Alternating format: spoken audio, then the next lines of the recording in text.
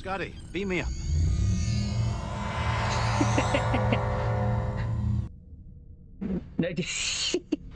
That's kind of funny. It's sort of funny that I can see all four of us there. Captains, hello. How are you all? I'm still kind of running into a little bit of difficulty here because for some reason I cannot pop out chat here to see both chats. Zez, Ron, Rebog, hello. How are you? Admiral, if you will come with me. And of course we got Goofball, Dwayne, and Waldo. Hello, hello. Admiral, if you will come with me. My captains. Captain on the bridge. Sets of a cheek to be clapped. Wow, Augie, hello, sir.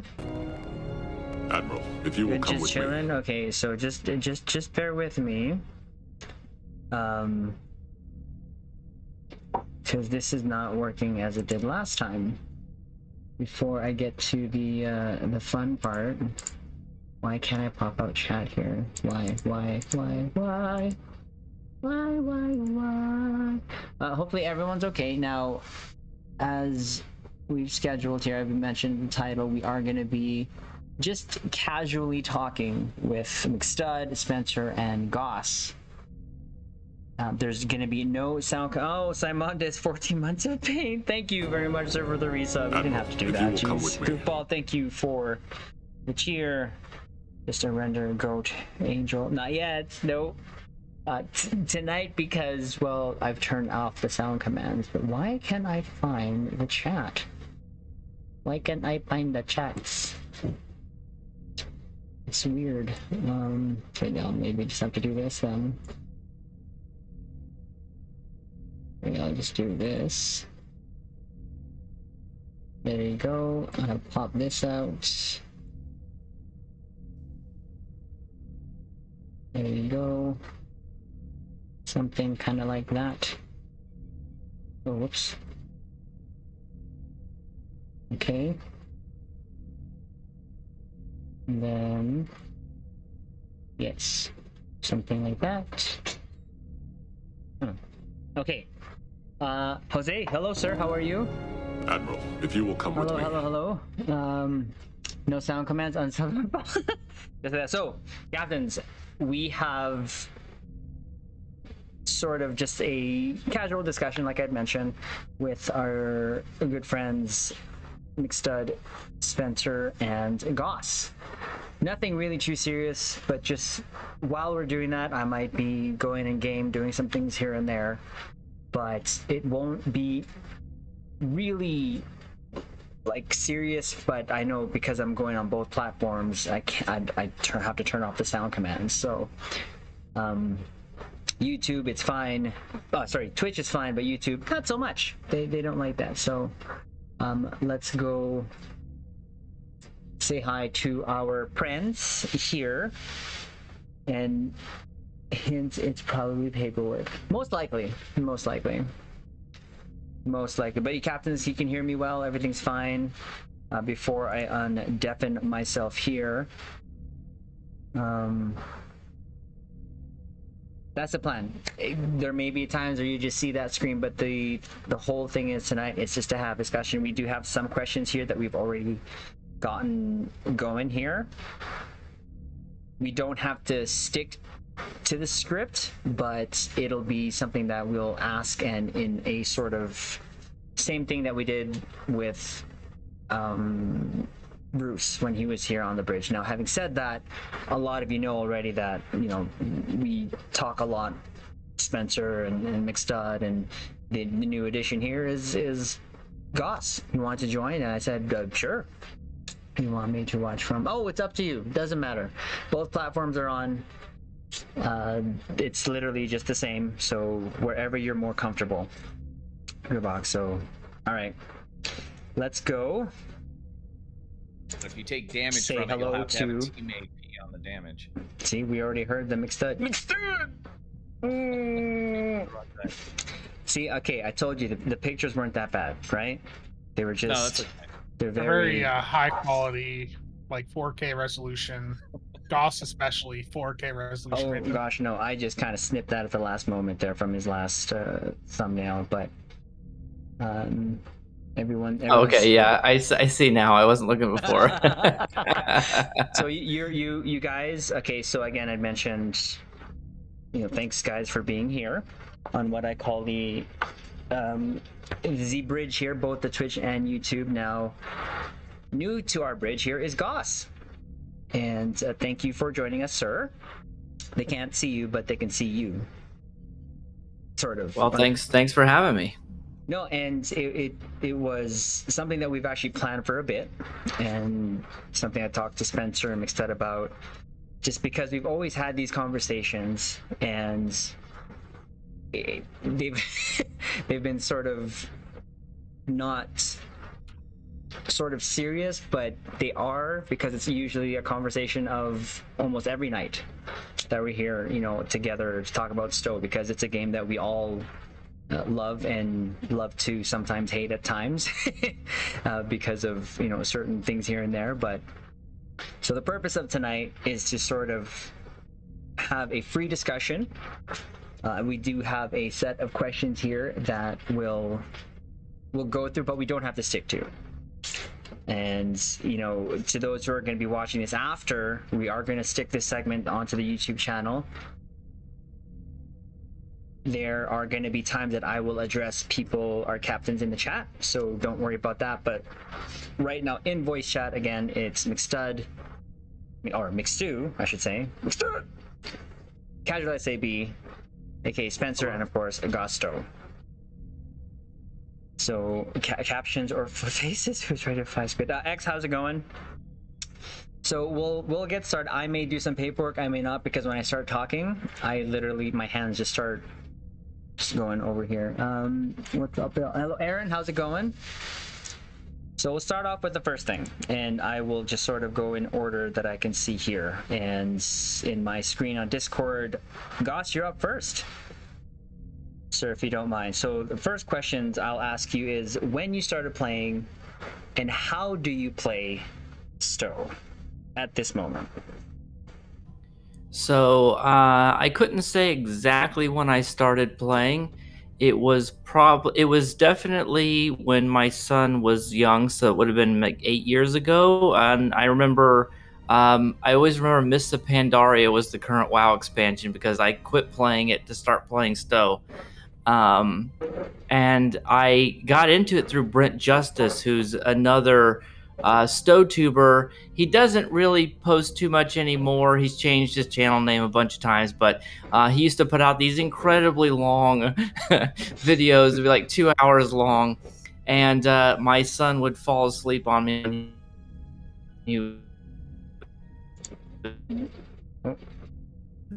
that happening to me too, or no? Maybe, and I just kind of... We're losing Gauss. Are we? Maybe let's kill the webcams. Maybe stuck on the couch with him, and it recommended his channel. The algorithm. All right, I dropped mine.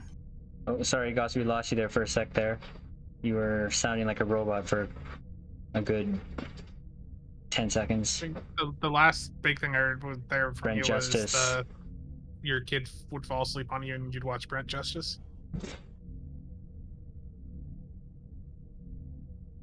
Oh, I see talking, but I don't. I see his light moving.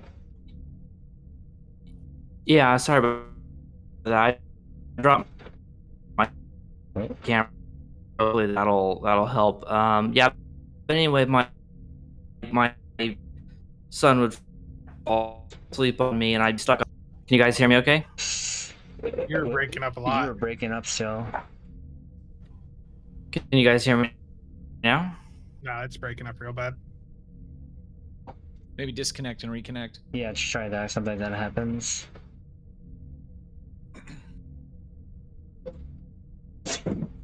Spencer, what region are we in? Beauty of live.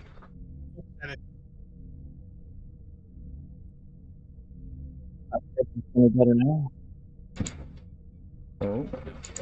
U.S. Central. Yeah, we're US Central. I see Gauss back. Can you hear me now? Oh, Yeah, now we can. there we go. Yeah, it said I had real bad ping there for a while. I don't know what that was about, but Okay, I think we're good. So yeah, no, go on, please. oh yeah. So anyway, so I would watch these Brent Justice videos when I was sitting on the couch with my son, and that got me interested enough to download the game, and that's how I got into it.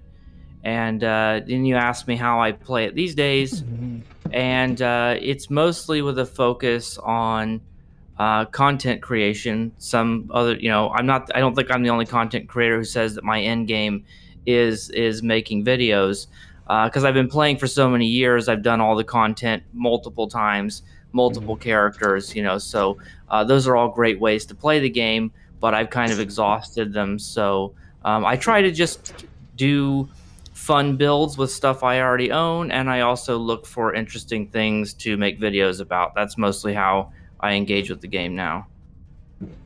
Perfect. No, that's awesome. I think I've seen some videos of Brent Justice, right, as well. I think I saw him upload something out, not recently, but maybe in the last month or two that I watched at least. So thank you for that, sir. We're gonna go next in line, Mix2. Yes. So my wife bought the hard copy of this game for me when it first came out, and I didn't even have like a gaming computer or anything like that, just a work one, and I've never actually put the disc in a computer.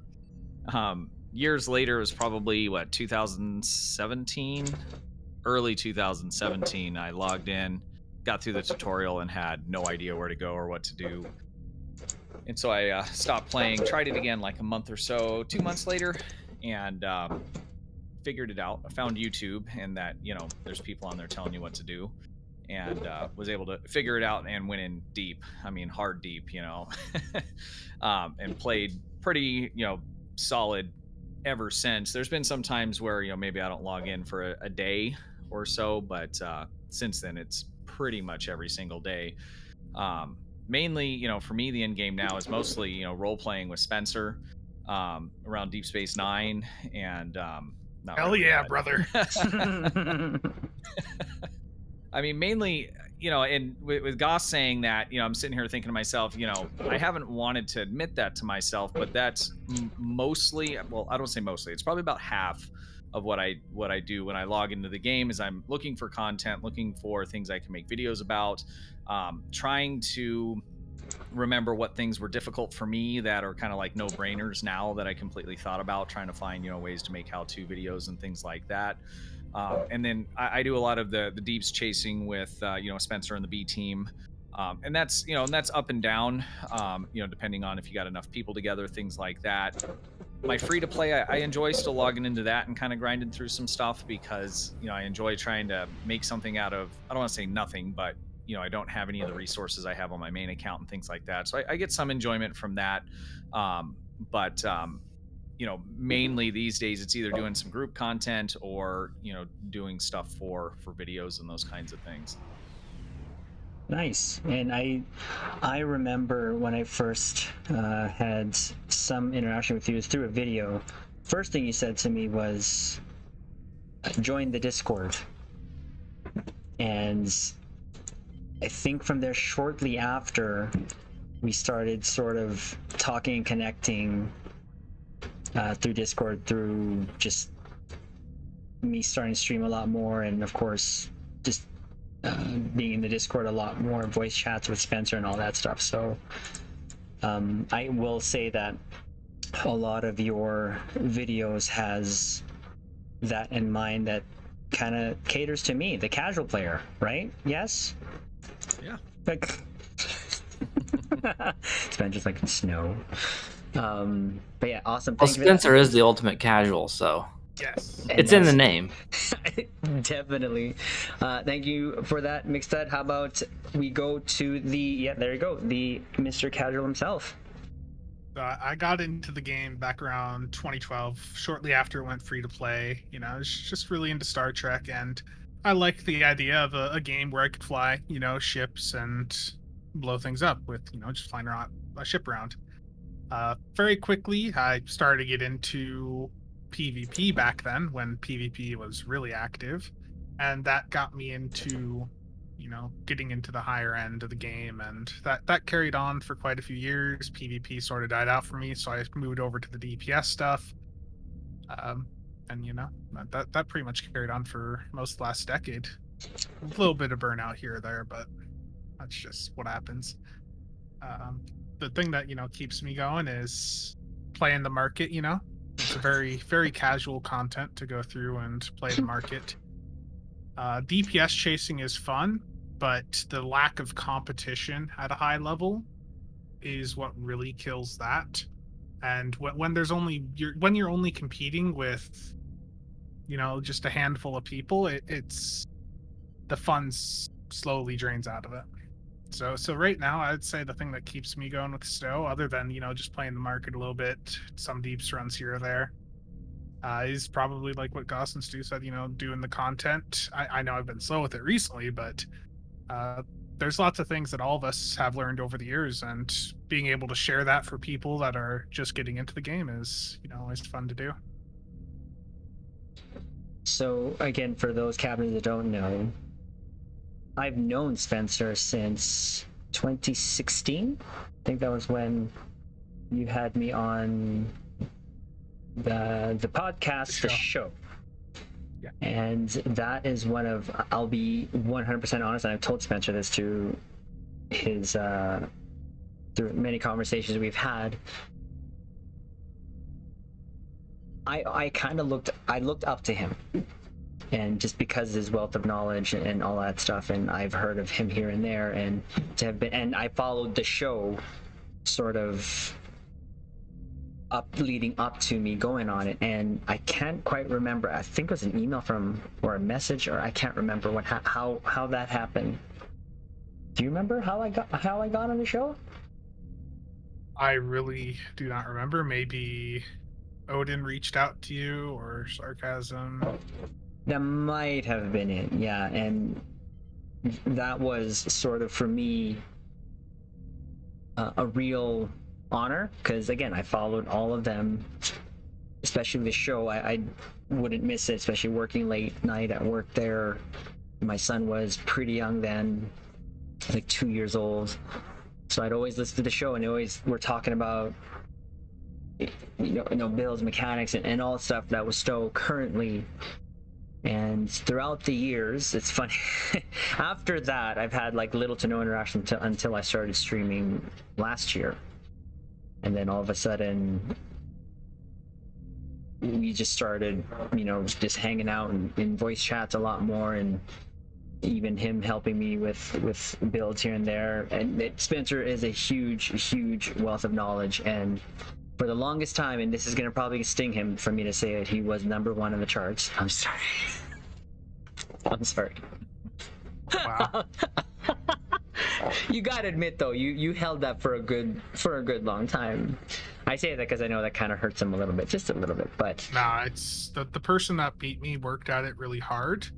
I respect what they accomplished. I just wish that their social skills were better, and they didn't immediately go out and crap all over their team pretty much. But no, with Spencer, I've had many a nights where I've talked to him, and I would like to think forms a good friendship, because he is the one that I've known the longest, especially when it comes to sort of being on both platforms, and he's helped me a lot, along with McStud, along with even tips and tricks from Augie here and there. So thank you for that, Spencer. So I'm just gonna end it off with myself. So I've been playing since 2014, and a lot of captains know already how I got into Star Trek was TNG. The first ship I ever saw was the Galaxy. Just one of those stock views where just the front, just like this, kind of camera panning up and down. And I knew of Star Trek Online, but I was like, hey, it didn't, I don't know why, it just didn't, I didn't start it. And I think what just got me to is I was just surfing the net and I saw a trailer, I think, for one of the ships on YouTube or something. And I tried it, and ever since I've been hooked.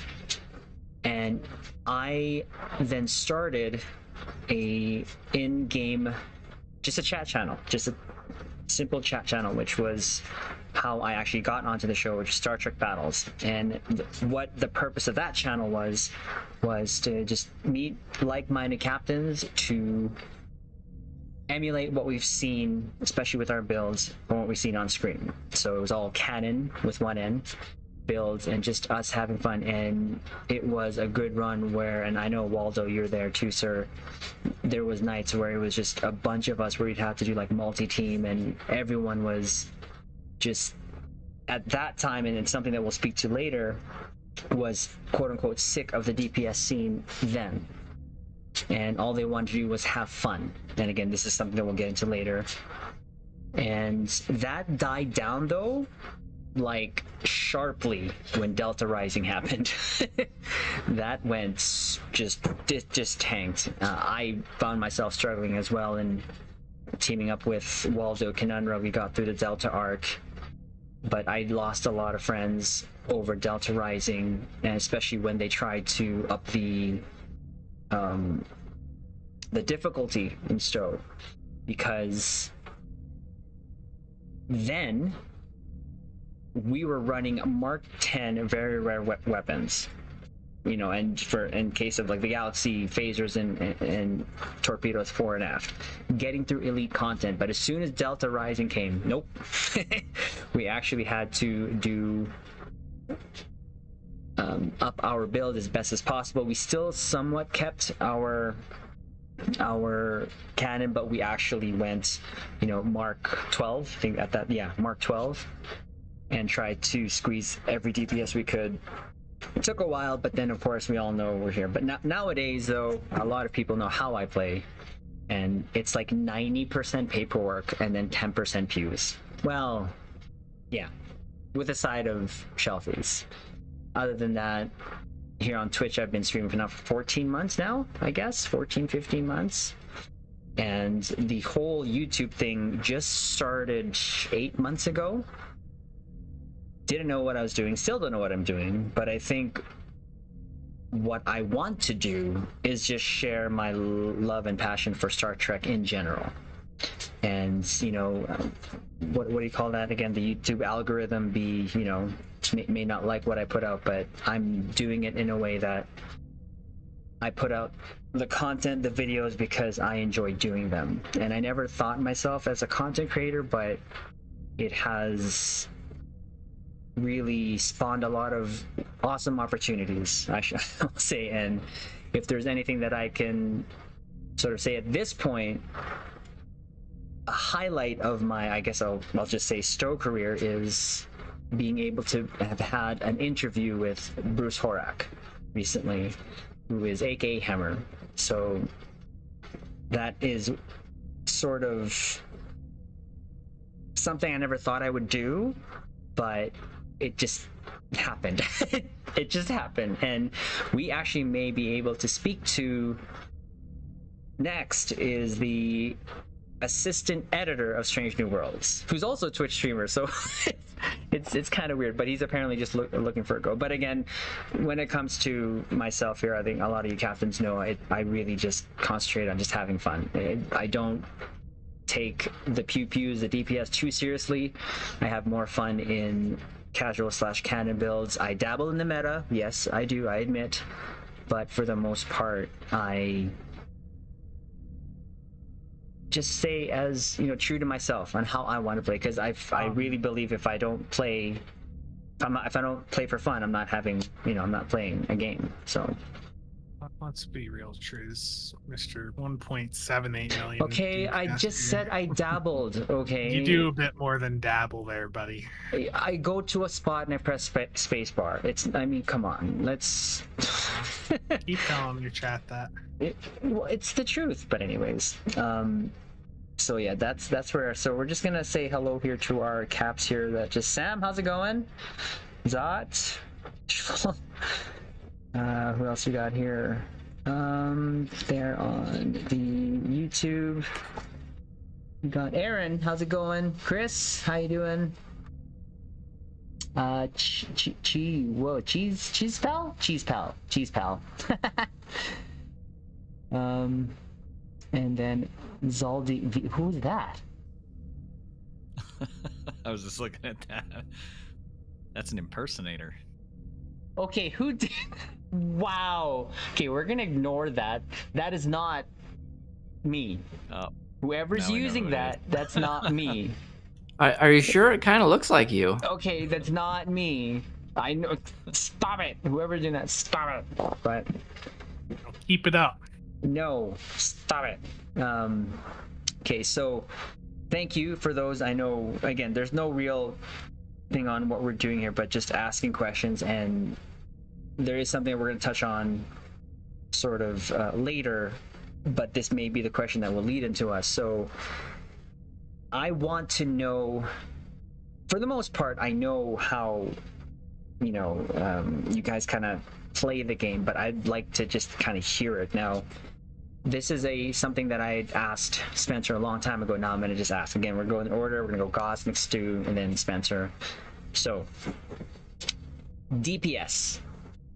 The almighty DPS. Answer this how you want to interpret it, how you want to answer it. Is DPS needed in STO? Again, interpret it and answer it how you want. Okay, I'm gonna say the short answer is no. You do need a little bit to do advanced content. I think the rewards for advanced are definitely worth it, especially if you're doing random TFOs and you're trying to get marks to do your reputations and stuff. But I think in general, the amount of DPS that people are able to do, and not even like 3 million and the crazy stuff people have done, but even just hundreds of thousands, it's just unnecessary. If you can do 30, 40, 50,000 DPS, you can do advanced content, and you can do all the story missions on normal. There's not really any reason to do story missions on anything more than normal unless you want the challenge. And there's not really any reason to do group content on anything more than advanced for the rewards. So, is it needed? No, absolutely not. I would say no way. And it's very easy to get to that sort of minimal threshold that you need. I think DPS is a fun thing to pursue. It's one of the main in-game activities. People always say it's a sandbox or a theme park game, and DPS chasing is just one of the main things that a person who's hit in-game and has sort of done all the story content can engage in. So for those people, it's really great, but it's also optional. So just to answer the question at face value, is DPS needed? I'm going to say no. Awesome. Love it. McStud? Yeah, I agree with that. And I mean, I think 100% it is not needed in any kind of great quantity. And I think that's true really across, most games, at least that I play. Like I've just started playing Elder Scrolls. I got about 160 hours in it. I play, warships pretty heavily. Yeah, I went hard, man. Just like in between runs and stuff, But, for instance, like Elder Scrolls, you can pick any class, anything you want, and you can play through all the story content. Now you can build towards DPS and kill things harder, and that feels good, for me. I like to do that. I'm still a noob, and the same thing's true with STO. You don't have to do that. They make the game user friendly, so anybody can play it, right? And like I said, that's pretty true across a lot of MMOs and a lot of games.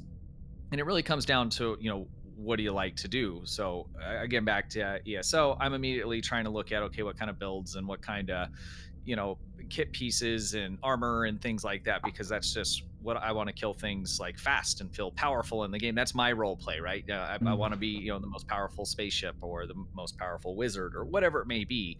So it's a personal preference, and I think the game's designed in a way to where you don't have to quote unquote chase the deeps or build any kind of crazy, even partial, Command meta build in codes order to play through verified. the game, play through most of the TFOs.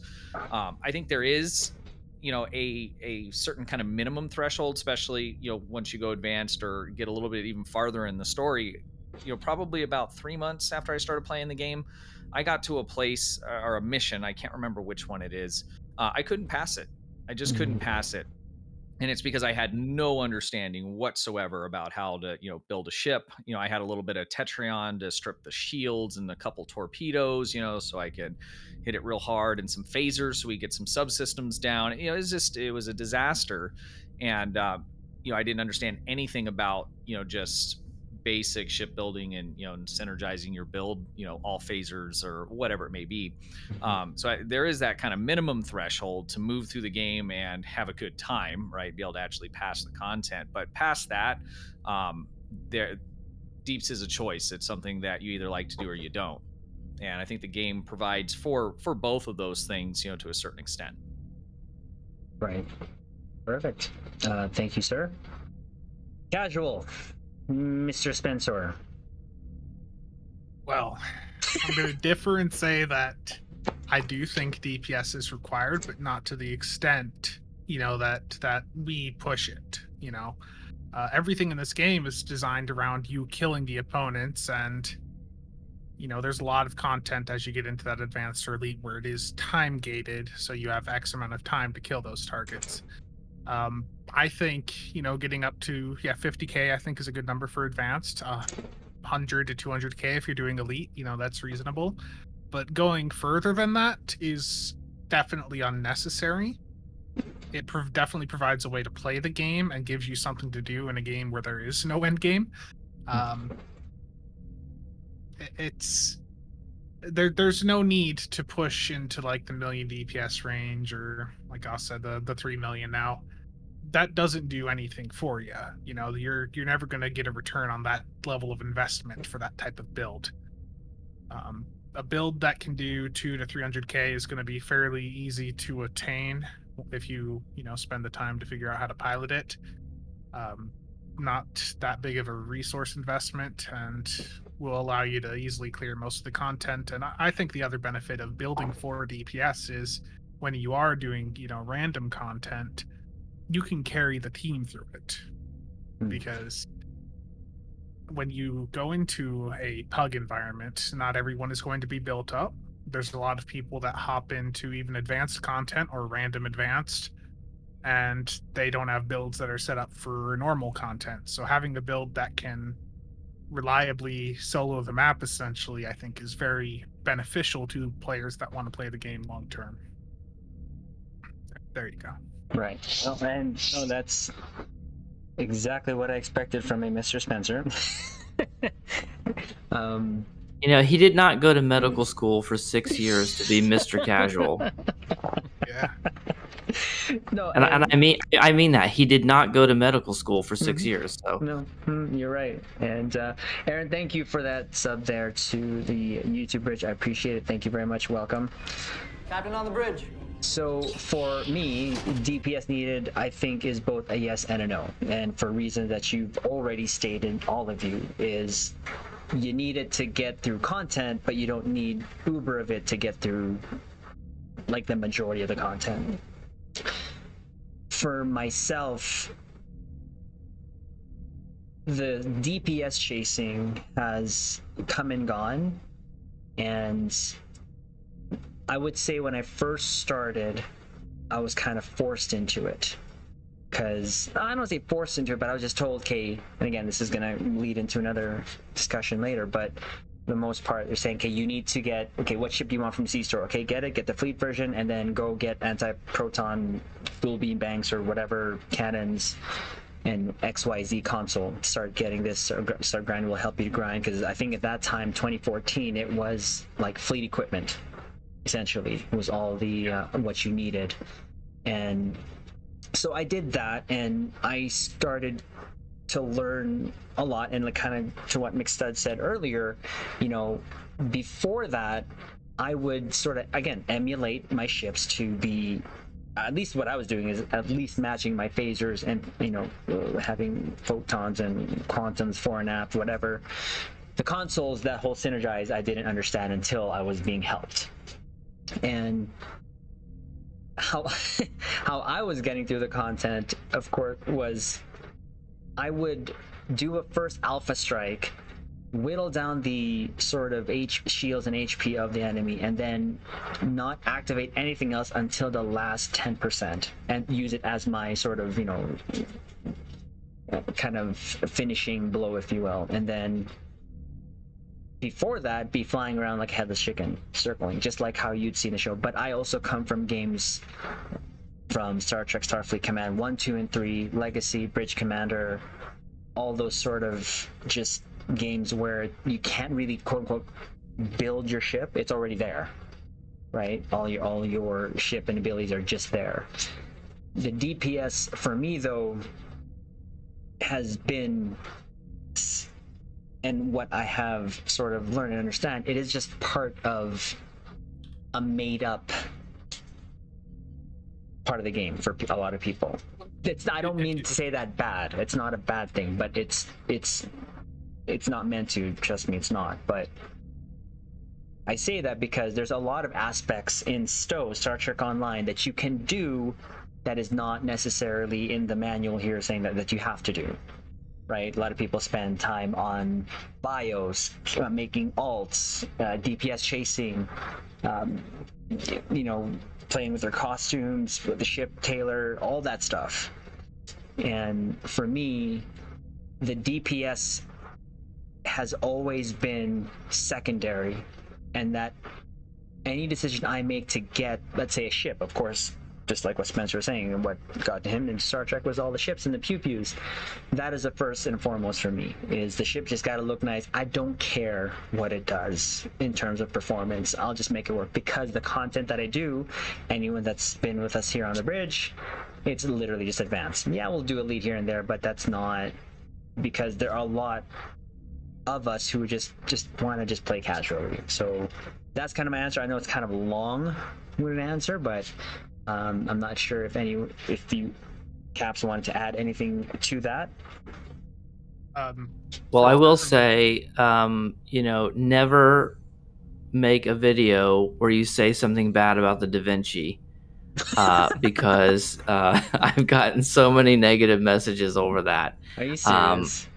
I have, you know, because, you know, we're talking about how, you know, I think the thing is, it's like, I was trying to find ships that just didn't have good seating or whatever, and a lot of people, those are their favorite ships. So I know this is something we're probably inevitably going to be talking more about later, but it's like, you know, you can do all of the DPS you need, because that's kind of the question we're on right now, with any ship, like literally any ship, tier 5 ship.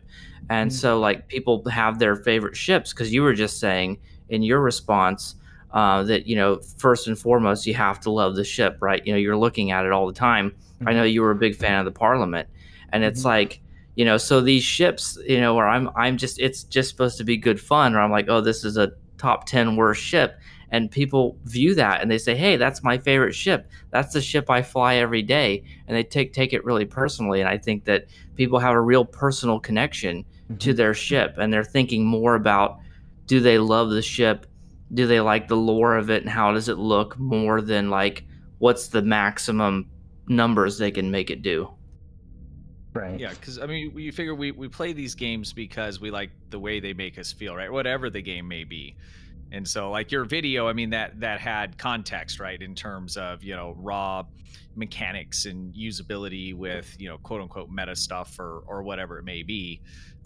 You know, so when people are playing this game or any other game, you know, they're doing it to make them happy, whatever the reason is. And with this game especially, I mean, because they do such a good job with the ships, the ship models, you know, the space combat and things like that, people are very attached to their ship, and for reasons that would be really outside of, I don't want to say the scope of, like, you know, because I understand it, but outside of why I might like a particular ship and the bridge layout and stuff, you know, that's not as important. What I was going to add for DPS chasing is, I think something a lot of the player base gets mixed up with DPS chasing is they consider consider it such a broad topic to the point where it's basically any improvements to your build is your DPS chasing Right. right now. I think that's a big issue a lot of people have with being negative towards it. But Well, and I think what sorry, Gauss go was ahead. saying about like the love of the ships and stuff, I think that even goes as far as particular abilities in consoles, especially things that do like the antimatter spread. Just for instance, being that was seen on the show, and you can equip that and you can use it. And I think there's other consoles and abilities that are in that same vein. That I know I've had discussions with people, and they want to do a little bit more damage, but then really at the end of the day they do, but they really don't. They want to just play the game, have fun, and they want to keep some of these abilities and things that they could replace to do more damage, but they like using, which is totally fine. So I think that it's not even just the ship in some cases. It's also the way that they play the game, what they equip to the ship, what they can make it do, reminds them of that show or being in that place or whatever it may be. So I think it's even deeper than just the ship itself. I mean, we haven't even gotten to, character creation and things like that yet, right? So, and those are all good things, and, I generally talk about really basic mechanics and stuff like that. And I try and make a point to do whatever you want to at the end of the day, have fun, but, here's some bare minimum stuff to kind of get through it. And I really don't see anybody in the community really beating up people or anything negative in terms of how people want to play the game, at least not from content creators, that is. Right. I mean, so this might just go in, just kind of expand on, the whole fly what you want, right, and or build what you want, as long as you're getting through the game how you want to play. Right. So usually what we get asked, and I think it's from anyone who's streaming or from videos that they're making, is what is the best X, right? And that could be best ship, best console, blah, blah, blah. But that don't matter necessarily because we don't know how they really play the game, if that makes sense. For me, we can say, oh yeah, no, the best ship to get is the elephant, the tooth. That's what you need right now. That's but then you come to realize that the person asking, all they really do is log on, do the events, whatever they need to do, and just log off. But they're asking because they're curious, right? They may want to have better performance, and it's such a general question. So I guess for me, when someone asks me what's the best X, I will just say, well, how do you play the game? Are you DPS chasing? Are you doing this? Because if you're just doing normal to advanced, you can do anything really, as long as you synergize your build. I will kind of leave that there then to sort of, because I've seen people, this is my build, they've shown me, I'm like, I'm pretty sure that can still do good under normal. You start getting to advanced elite, it might get a little rough, right? Because usually on the high end part, you're finding like all universal consoles. But when you see a build that has the neutronium, the EPS transfer, right? That's what they're building for, is not necessarily the DPS chasing, if that makes sense, right? They're building for what they probably saw on the show or whatever. So for me, that negativity though comes, and I've seen it still pretty recently, where people will get, oh, that ship is crap, that console's crap, that trade is crap, that blah blah blah's crap, and then it kind of, for me, we're here saying go fly what you want, do what you want, as long as you're getting through the content you play. But then I start hearing some of these comments, well, you shouldn't be doing that. What? Why not? STO is such an easy game. You don't need, and we just said it, you don't need the Uber DPS to get to the bare minimum of normal to advanced content. But then and another thing, another piece of context, which Spencer's been really good about, and I've been bad about, and I've been taking his cue from it. He keeps reminding me in private, and I've tried to take that criticism on board, is I think a lot of the DPS people who talk about DPS, whether they know what they're talking about or not, and I'm probably somewhere in between, is there's so much focus on elite specifically ISE. Yeah. And it's like not everything that's good for ISE is good for the content that 90% of people are playing. You know, and it's like, you know, I had people say, you know, I did that video and I said, well, anything with a lieutenant commander command or better can't be the worst ship in the game, just because of all these great lieutenant commander and up command powers. But then people are saying, I don't get it. What's so good about command? Well, if you don't have all of the extra stuff to make it work, and you're just slotting rally point marker or whatever, and you're on normal difficulty, you're probably sitting there thinking to yourself, I don't get it. What's so great about command, right? So it's like, and it's like, but you know, and yeah, you probably should just be using a scatter volley build. You know, the vast majority of people should probably just be using scatter volley or fire will. Yes. Beam overload. No, scatter volley. Everyone on scatter volley, and well, assuming your ship can do it, right? Because a lot of ships can't use dual cannons. So we were talking about playing the way you want. You don't need the highest end ships or whatever a little bit ago to do any of the content, and that just reminds me. Every time I hear that, I think of MB doing 1 million DPS in an infected advanced with a Malon battlecruiser. To be fair, though, how much money and gear did he have on that ship, would you say? Ultimate whale mode. See? That's Kraken mode at that point. Kraken mode, yeah. Well, MB's actually, from what I understand, MB's actually quite a bit of a free-to-play player. It's just that he's had other people give him everything that he possibly ever needs.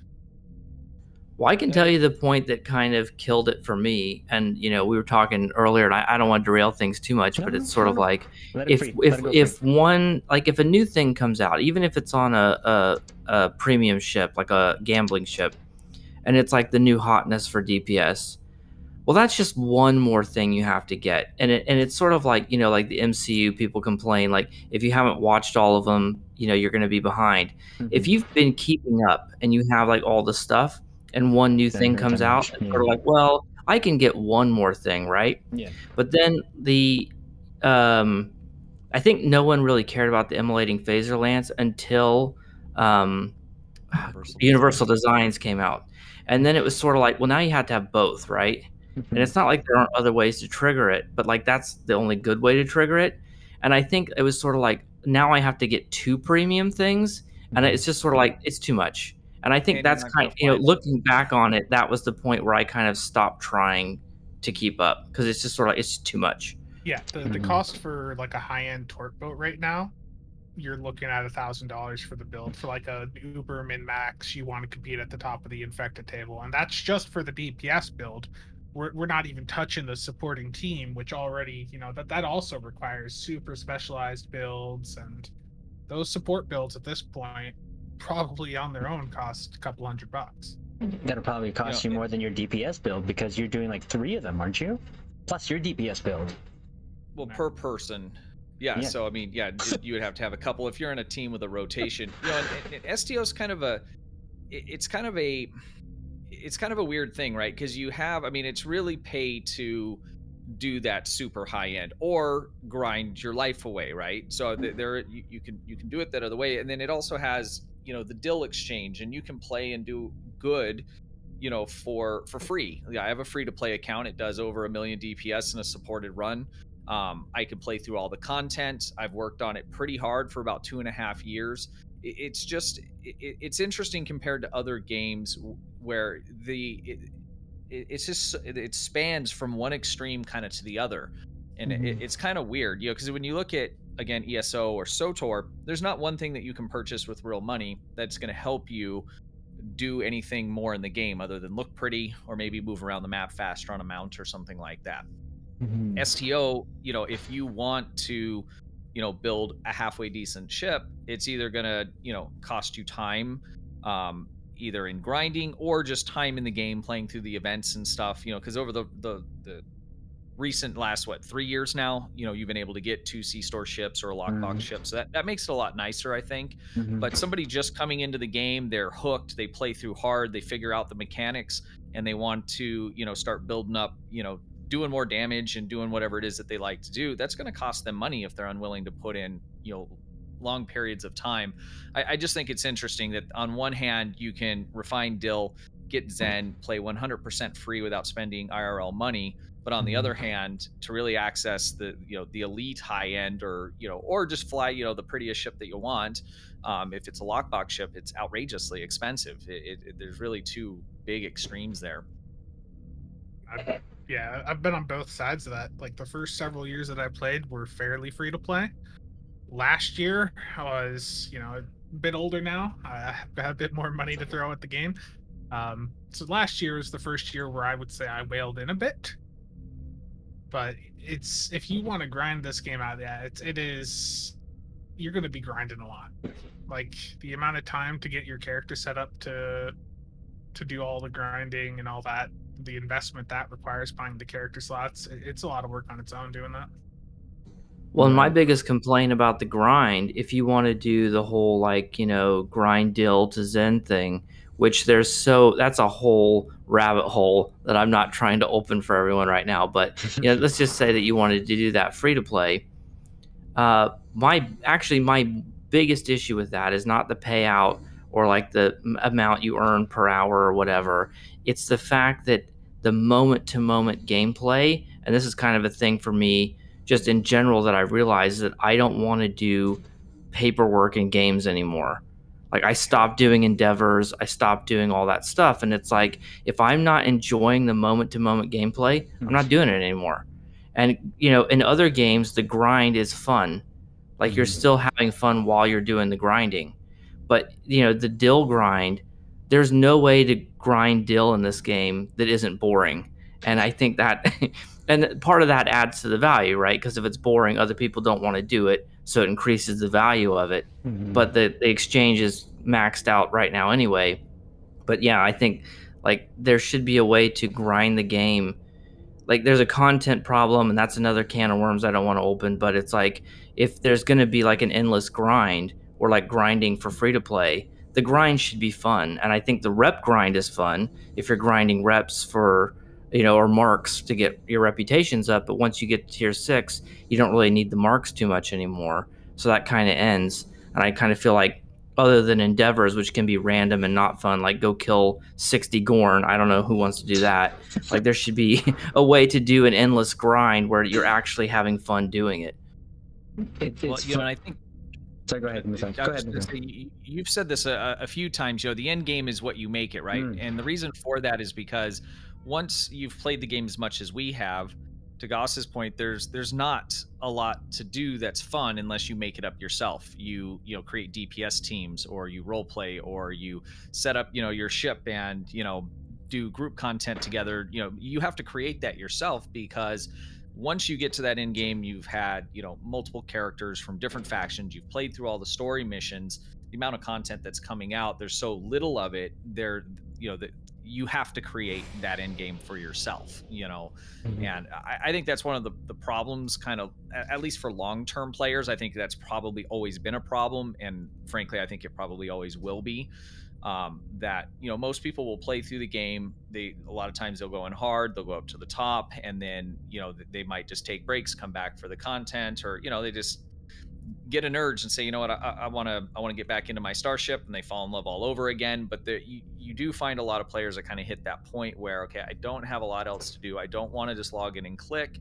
And if you don't have groups or friends that you're playing with on a regular basis, you find yourself not having a lot of fun doing those quote unquote built-in in-game activities, the endeavor system and things like that. I mean, I'm not even halfway done with mine on my main character, and you can take that for what it's worth. But like it's funny, not funny, but just to what Gauss is saying, how who wants to go to Nimbus and kill 60 Gorn? Well, it's one of the easier ones to do. So for me, and again, it goes to how you play the game, right? It's very subjective, right? Again, I think one thing will come out of this is it's subjective, but to us who has that sort of long time invested in, so something that Gauss was saying about, for us who've been playing long, we may already have everything that we need to DPS, and then there's that one more thing that comes out that could improve it by X amount, right? To a new player, yeah, I could see how that just literally will push them away from, especially now that, and it'll be a discussion that we'll have definitely when it comes to ships being locked behind lock boxes, R&D boxes, but especially what I didn't like was the lower decks, all of them being there, but it is what it is, and you kind of just have to make that decision on your own, but call it for what it is. Right now, for me, why I do what I do nightly is the whole point of just being in the universe. Is it being in the Star Trek universe, killing 60 Gorn a night? No, but but you know, I think I still do my Pandevers even though I'm done, I'm maxed out. But it's just something for me to do, and for me personally, this is a wind down to a long day for me. This is, I've always said this, like a sort of mental safe space for me to just get away from IRL. You know, just get away from the craziness that is our real world life, and I don't mind doing the playing. I don't mind. And for me, everything that I have gotten so far up to this point is essentially been free to play, with the exception of my LTS, my T5 Prometheus, and my T5 Regent. Having said that, Spencer, you've seen my build. I think I'm missing, what, 2-3 pieces for the DPS build. Yeah. I'm missing like 2-3 pieces that I can actually get if I wanted to, but they're locked behind ships that I kind of don't want. So you know what? Yeah. It's okay. I'm not gonna get it. You know, like I said, I would rather open. I would rather open a box for the Cerritos, even though that's a ship I said I was gonna get. But for some reason, I love lower decks, and for us, for some new people, they'll be coming to Star Trek Online because they want to fly the ship that they've seen. Lo and behold, most of them now, especially, I'm pretty sure the Stargazer or Excelsior 2.0 will probably be behind the lockbox or R&D, but it's easier for me to this point to just play how I want to, because again, we can navigate through anything here, and the only thing that you can't navigate through under advanced or normal is like Corvez, if I'm not mistaken. That's the only thing that's locked behind Elite, right? I would also add in, like, getting that DPS gear is nice, but we've talked about this before, just the general obsession with the gear, and the gear is not the only way to improve, like the way you pilot your ship, the way you position, the abilities you have on there. That there's lots of free ways that you can drastically improve your performance. For a new player, that might just be as simple as, hey, you have the default power settings, set it to weapons primary, and your weapons are doing twice as much damage. Well, and just reputations in general. Like, it's one of the things I always try to say is, like, please, for the love of God, do your reputations, you know? Please. My God, please. And, you know, for anyone that comes into the stream and they ask, you know, how should I play? You know, I made a video a couple months back, and it's always going to be my default recommendation. Play through the story under normal. Just enjoy it for what it is, you know, and then I will add the whole, hey, if you're going to do energy weapons, put your power, you know, your weapons power to max, and, you know, use your ability as much as you can, synergize as much as you can. It's a lot to take in, but at the very basic, just for a new player, go through the story, because it's a great story, especially lately. Now, again, going to go speak to what I think was Gauss that said it, that the content, that's as of late, it's been really like after the Iconian War, the content in this game has just been literally featured episodes after a quarterly with voice actors. Victory and yeah, was a good one. Yes, amazing. You're right. That was amazing. You're right. Sorry, but mostly. That was like the longest arc that we've had since then, if I'm not mistaken. And then anything else on top of quote-unquote content has just been ships. Right? We did get a few like TFOs and stuff, but I mean, it also doesn't help that the Klingon stuff took over a year and wasn't really well received by the player base, I think, in general. I enjoyed it. I just thought the one thing that I can, for me, that I took away sort of negatively from it was, well, the 11th anniversary bundle. In a year of a Klingon, why in God's green earth would you stick 2 Federation ships there? You did not give us the legendary Negvar, nor a legendary Bortbort, the Bortiscu. Like, I thought that was just like the biggest miss I'm in so the shocked world. by that. I can't believe we haven't seen a legendary border skew. That seems Right. like low-hanging fruit, you know? Well, especially in the year of Klingon. Like, it was what? Well, and just from my point of view, like just as someone who like, you know, is playing the game, you know, if you're doing the story content, especially like the Delta stuff, like, you know, you it's a ship that shows up, right? Like it's a story ship too. Like, you know, you want to have these ships, right? Yeah. And that sucks because, and I'll go back to what I said, the lower deck ships, the Parliament, Cerritos, and the Cheval. At the very least, I thought it was a missed opportunity personally, and I've said this on stream a million times, is I think it was a missed opportunity with the revamped Fed tutorial for them not to give us a tier 5 ship like they did with a tier 5 bug ship for the Gamma Recruit. I will say though that having the Borg turn into skeletons in the revamped tutorial probably made up for any other fault there. I like the revamped tutorial, and for me, I'm not necessarily, you know, knocking on what we've gotten. I'm content with how I play, but again, the way that I play is, again, 90% of it is actually what people would consider grind. For me, I would consider just a wind down to a long day. I do a lot of Admiralty, doffing, the daily, and then do some pews after. That's literally, and then I'm on cloud 9. I can go to sleep happy. Yeah, I think the tutorial revamp was great, actually. I think it's one of the biggest wins they've had this year. I thought they did a great job. I enjoyed it a lot. Yeah, no, I think it was really good, well done, and just very streamlined. I see why now people were saying they took a lot of Nog's lines and away, and then, you know, gave more for Janeway to shine. I get that. At least, you know, and that's why I personally wanted to make a sort of playthrough of the old Fed tutorial before they kind of axed it there on the console, just so that we can kind of keep a log of it. But both, I mean, if I'm not mistaken, that old one was already revamped like twice, was it not? Yeah, and a lot of people were complaining, like, how many times are you going to revamp it? You know, we'd rather have something else. But I don't know. I liked it.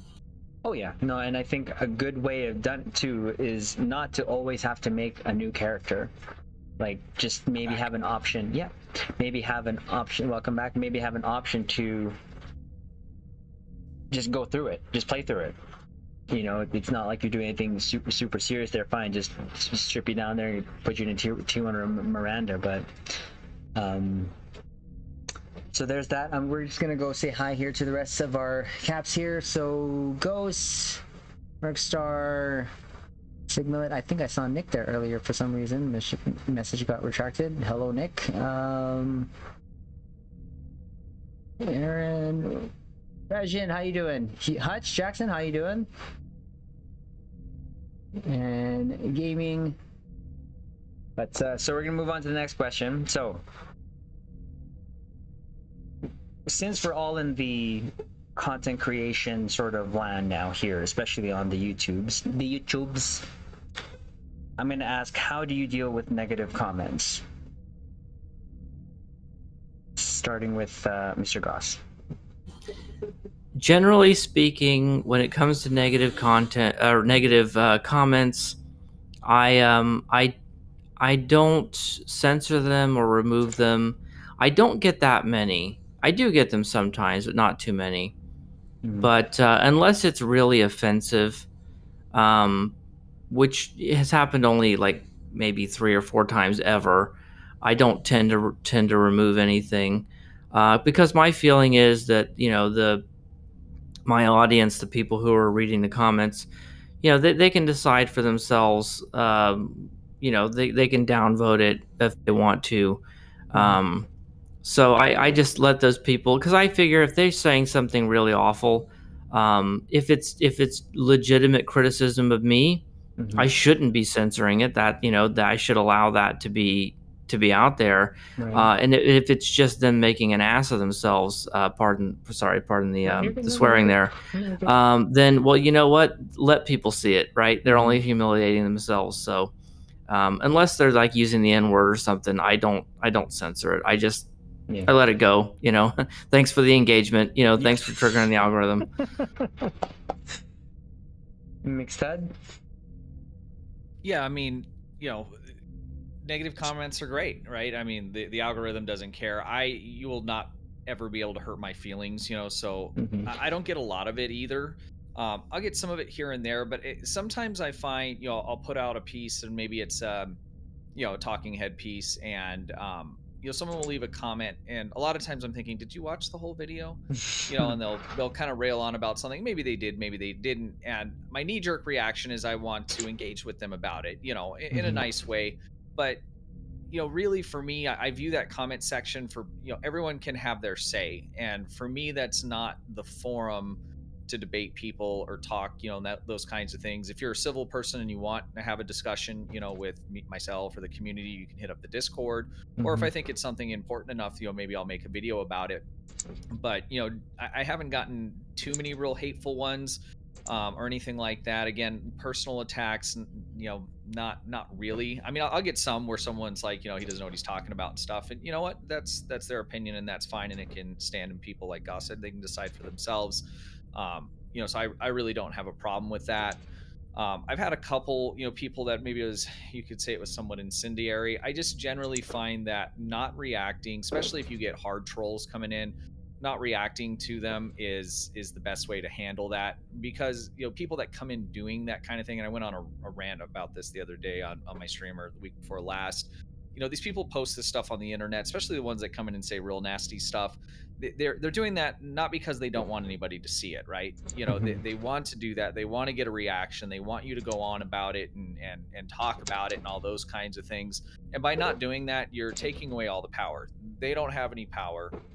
We have, the ability to control everything in the way that we respond to those kinds of things. And so in general, and I run into similar things at work and sometimes, and generally the best way to handle that stuff is to just ignore it, not give them any kind of power over you or your community in terms of hyping that kind of stuff up. But so if it's egregious, as Gauss said, N-word, things like that, I mean, a lot of that stuff gets censored right away anyways. If it's something that's real bad, or someone's attacking somebody else, I don't really like that either, where I see someone has a comment and someone's like, oh, you're stupid, for saying whatever, those kinds of things, I'll either say something to them or I'll remove it. But I don't get tons of it. It's not a big problem, luckily. And I think a lot of that is too in the way that you handle it when it does start to kind of pop up, because people that engage in that kind of stuff a lot, they like it, right? It wasn't like a one-time thing for them. They enjoy doing that kind of thing, and so they'll get bored again and come back. Oh yeah, that guy, he responded to me, I'm gonna go hit him up again. So I think that's the best way to handle that kind of thing, as long as it's not something that needs to be censored because it's offensive, just on its face. Or the other thing that I'm not into is if that someone's attacking somebody else in some sort of personal way or whatever. You can disagree with what they're saying, but when people start attacking each other, that's a problem. But again, it has not been a huge issue for me. Mr. Spencer? I haven't had to deal with anyone like attacking each other or anything. I'd probably just remove those comments if that popped up. But Stu gave me the idea, if someone's popping in there and they're just being a complete idiot, just part their comment. And there have been a few cases where I've even pinned it. Like I had on the video where I talked about how are people doing 2 million DPS. I had someone come in and they're saying that I don't know how to DPS and all this, and they're talking about how they did like 2 million damage in a PvP match. They clearly don't understand what the hell I'm talking about. So I just pinned it, hearted it, and was like, okay, you're gonna be an idiot. Well, to be fair, you are still playing on a tactical. I mean, they probably have a point there.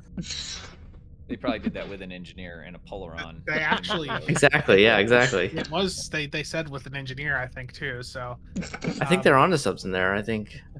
yeah. You know, Your every favorite? engineer player I know that doesn't move over to attack eventually gets burnt out and quits. It's weird. It's really weird. I wonder why that happens for engineer players. Yeah, no, for negative comments that I've seen in the last 8 months, I've actually shown both McStud and Spencer, and not to say that I don't know how to deal with it. It was more for me. I'd rather engage them to see if I can win them over. And there was that one that I think I started to, because any STO video that I've done,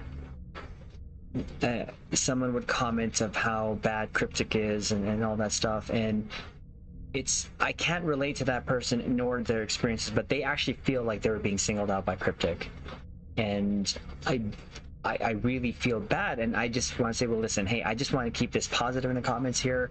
I'm sorry that you feel that way, but for me, I've said to, this is a place for me to just, my mental safe space, blah, blah, blah. And over time, they've kind of changed in terms of their tone, and I appreciate that, and been actually engaging more positively.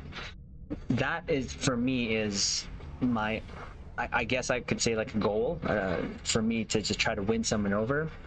The one that I couldn't win over there, but for some reason that got me going, was King Xerxes. that was something that, the only reason why that got to me is they literally called me a liar. Called me straight up a liar, was gonna report me to the devs, and I'm like, what? For saying that console wasn't PC. Or that guy got under your skin. He did. I don't know why, but it did. And what I did though was invite them to actually come on to stream. Never did.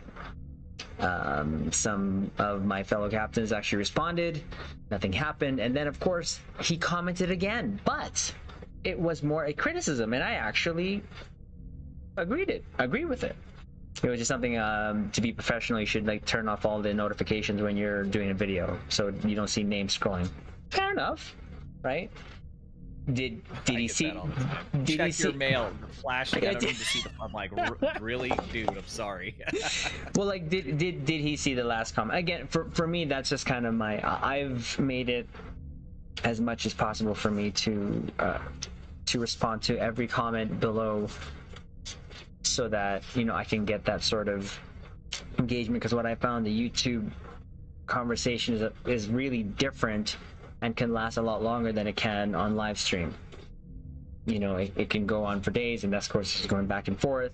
So for me, negative comments is I try to be as diplomatic. I will probably think I had to remove one, but I would rather try to win someone over than just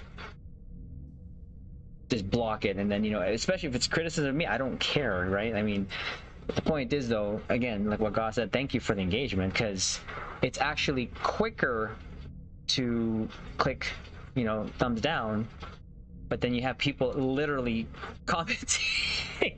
So it's like, okay, well, thank you, I'll take that. No, I do appreciate that. So Well, I found there's categories of negative posters, and it's if you do happen to respond, you can tell pretty quickly whether they're a troll or not based on their next response. So there's people who are just they're just very loud and cocky, and they clearly don't watch your channel or have seen any of your other videos, and they make some obnoxious comment. And there's people who are just really pedantic, and they just seem to be mean-spirited and trying to find any little thing to nitpick. And then there's the actual trolls who are just trying to bait you.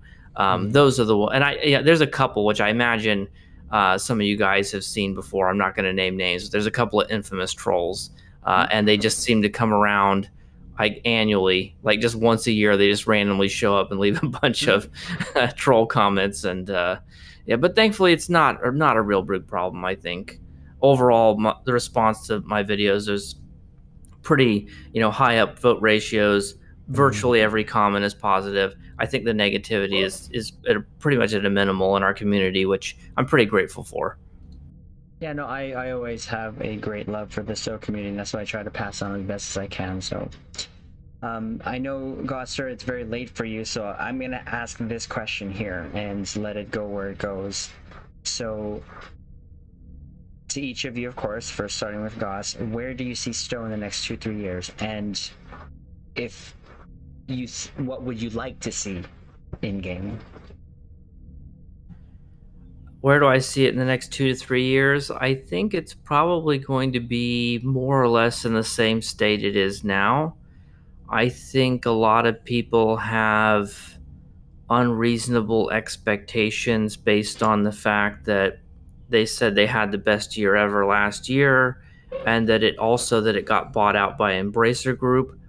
And I think those two things combined have made a lot of people think, well, there's going to be like a big infusion into the game now, right? Like we're going to see more content, we're going to see more stuff, more hiring and all that. And I just don't think that's the case. So I think if you look at it from a more realistic sort of expectations, that they found a pattern they can live with for the somewhat long term, which is to spend a lot of money on voice actors, put out a handful of episodes a year, a couple TFOs, dozen gambling ships, a handful of C-store ships, and call it a day. Nothing wrong with that. There's some people who like that.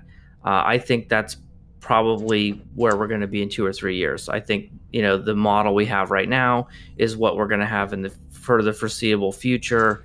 I don't see anything really drastic changing. It's hard for me to believe, although I would. You asked me what I would like to see. Yeah, I would like to see more than that, but it just doesn't seem realistic to me that is actually going to happen. And I think you'll be happier in the long run if you have lower expectations, because then at least they'll be met. You know what I mean? Mm-hmm. And for sort of anything that you are kind of really wanting, like anything from... Well, just in particular, like just some, random stuff that other people might not say. I'd love to see some ground patrols. I like patrols because they're short and they're single player and all that. It's not quite the same investment as a TFO. And I think ground patrols would be a great addition to the game. Maybe some way to earn Zen without the Dilex. That's never going to happen. But I would just love the conversation about the Dilex to go away. I'm tired of hearing about it.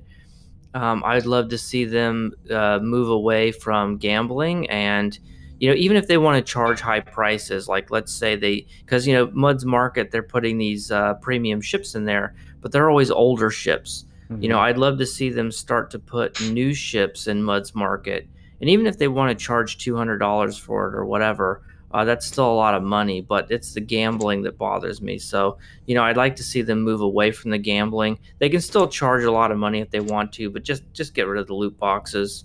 What else would I like to see? Obviously there's stuff that's pie in the sky, like obviously I'd love to see the Foundry come back, but that's probably not going to happen. And for me personally, I'd rather have more content that's, I hate to say lower quality, but like if the bottleneck is they're spending all this money on cast members and voice acting, give us some stuff that doesn't have high profile voice actors. Let Kale do the voice acting, whatever. Just give us something. Give us a little bit more, I guess. Awesome. Fed? Yeah, I agree with Gauss's first point. As for the game over the next 2 to 3 years, I think it'll be exactly where it is now.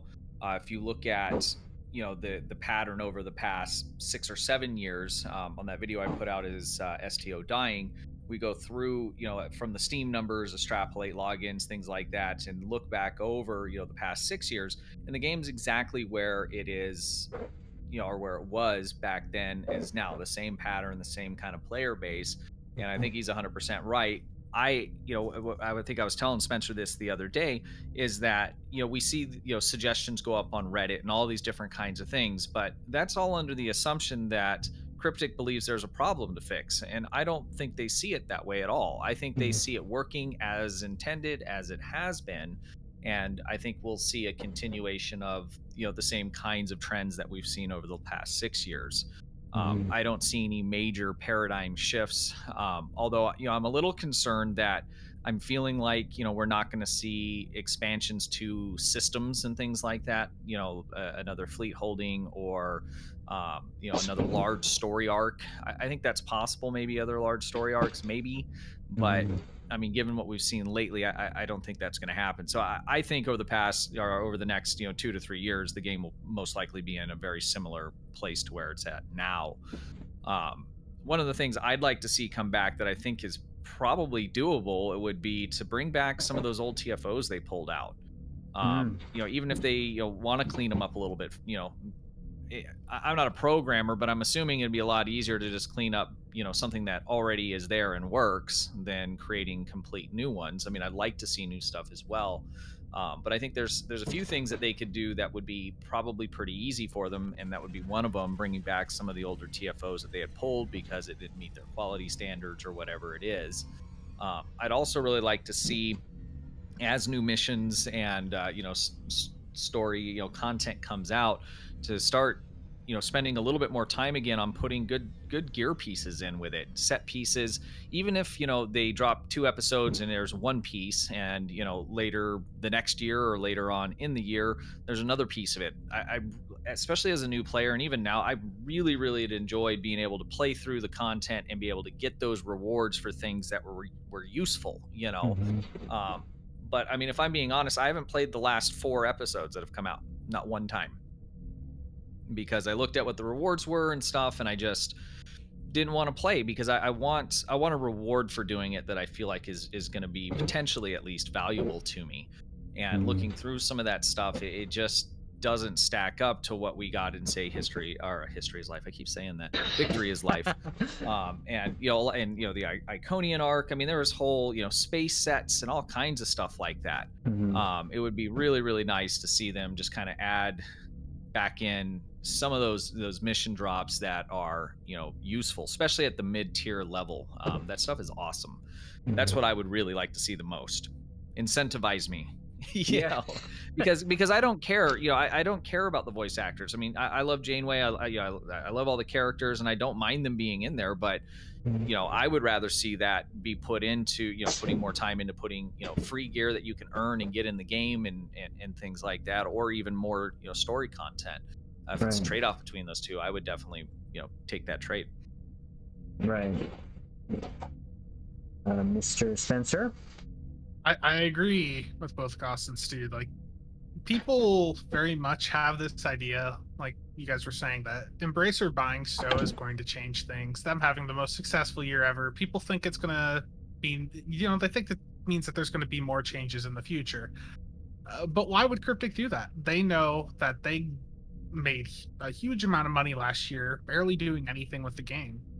Why would they change from that? They know that they have a 12-year-old product that new people keep coming in. They keep buying all the ships. They play through all of the existing content. They know that what they have right now already works. They know that every time they release a lockbox or promo ship, people are going to buy it.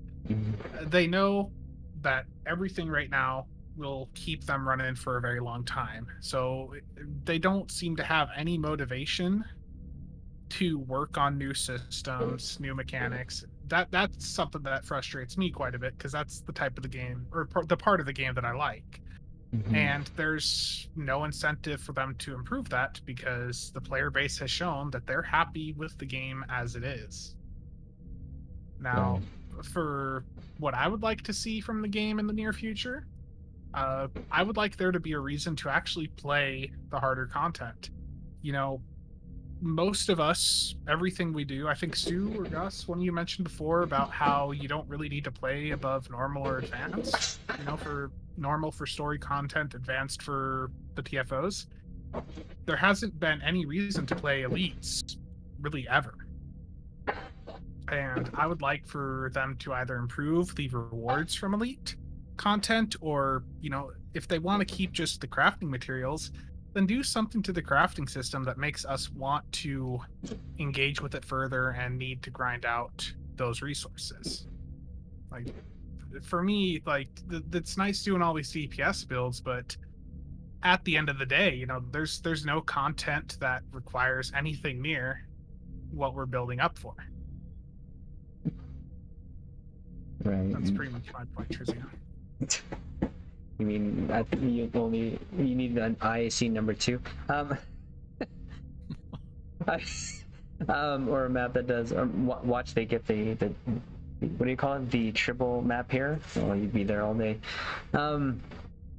I guess for me, and that question was from McStud, so thank you. But in the next 2-3 years, I'd have to agree with kind of what Stu did say. It's, and kind of what all of you said, really, kind of status quo. Now, from when I heard the Embracer group, Gearbox, take over, my initial thought was what had happened to me in real life when the company that I work for sort of it took us over. One sec. Master Dude, thank you so much for the raid. Angels, one shot. Hello, we're just having a discussion here on the bridge. Hope you guys are good. Dub, I saw you there earlier. Hello, welcome. You're just catching us doing a little bit of a discussion on all things STO, so enjoy and welcome to everyone. For me, I knew that this first year of them taking over would be kind of letting things go, because the one common theme was with both takeovers at the beginning was business as usual, right? Because for me, and what had happened was the top part of the company had to be all in place before things change are going to happen. So my thought was we're not going to see really any changes until possibly next year, which is kind of feeling like that's probably everything this year is probably already set. So the 2-year mark is going to be interesting for me. So I would like to think they're going to keep the event campaign going. It would be nice if they added to it a little bit. I don't know. That'd be great. A lot of the major things I would see in it is probably year 3, when they now have had a full 2 years to see how much money STO has made. And of course, at kind of Spencer's point, well, why kind of fix something that's not broken, right? Just the money will come because there's a system. I don't agree with it. But for me, I've just been very fortunate to have in-game resources, to get the things that I want, and I have to be a little bit smarter now because the resources are starting to kind of dwindle down, and I just have to be very selective in what I get. And I really think moving forward, with anything that I get in the next 2-3 years, is not going to necessarily be DPS related. If a ship does come with a DPS meta trade or console, then it's just a happy accident. And I would like to see more emphasis on fixing things. I just went recently through something which is kind of weird, which my Ox Cannons I re-engineered and epicked all out, literally went to damage 4 crit DM as soon as I put them on, and checked them out later, they reverted back to the actual default mods. So I've never heard of that, but just stuff like that, loadout bugs, still having that, but for me it's easy enough to work through. But I've actually people have actually told me they've stopped playing because they cannot handle the bugs. Now I'm not sure how that's going to look like on their end when it comes to sort of fixing the bugs, because more bodies doesn't necessarily equate to more fixes, because they have to train them in this old spaghetti code that I've been told is what STO is, because it's 12 years old. This game is old. So next 2-3 years, I'd like to try to see if they can find a balance where, because it goes off to what one Jeremy said, which we all understood, and he said the quiet part out loud. You know, they almost cater to people who pay the, that pay their bills, right? And the thing he said previous to that on a previous stream last year is, if he's working on a bug or problem in STO, he's not working on a ship that makes him money. And what is it about? Well, it's making money, right? Anything that they've put out ships-wise, it's not really needed. It's just a want. Having said that, what I would like to see in that aspect is, sure, you know what? Put these ships behind your lockboxes. Put these ships behind your R&D box. But why not give us the option of just a regular tier 6 ship or just regular tier 5 ship? I don't care. Some people just want the skin.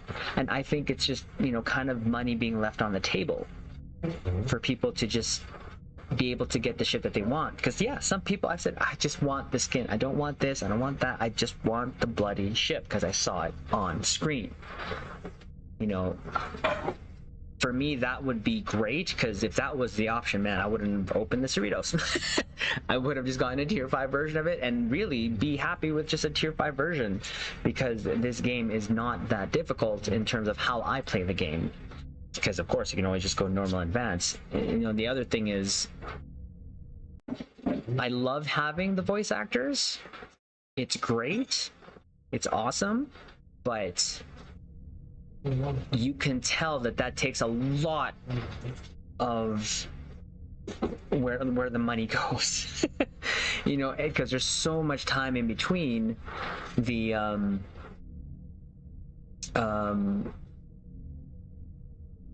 story arcs, that it's like, almost quarterly it feels like we're getting stories and missions.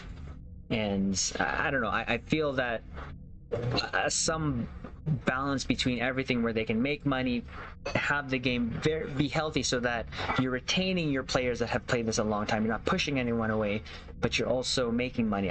What that looks like, I have no idea, but that's kind of what I would like to see. And hopefully, everything that we've seen now on screen, especially Strange New Worlds, comes to STO somehow, because I would love to have their costumes at least here in game. But that's just kind of me. I do hope that STO is sort of taken care of as well, to the point where it's a huge opportunity to keep it going, to make money, but also to preserve. Really, what other Star Trek game is there that is close to this? An MMO. There's none, right? So there's others. You have. Are you suggesting that Star Trek Timelines is not as good as STO? What's that? It's a really awful mobile game.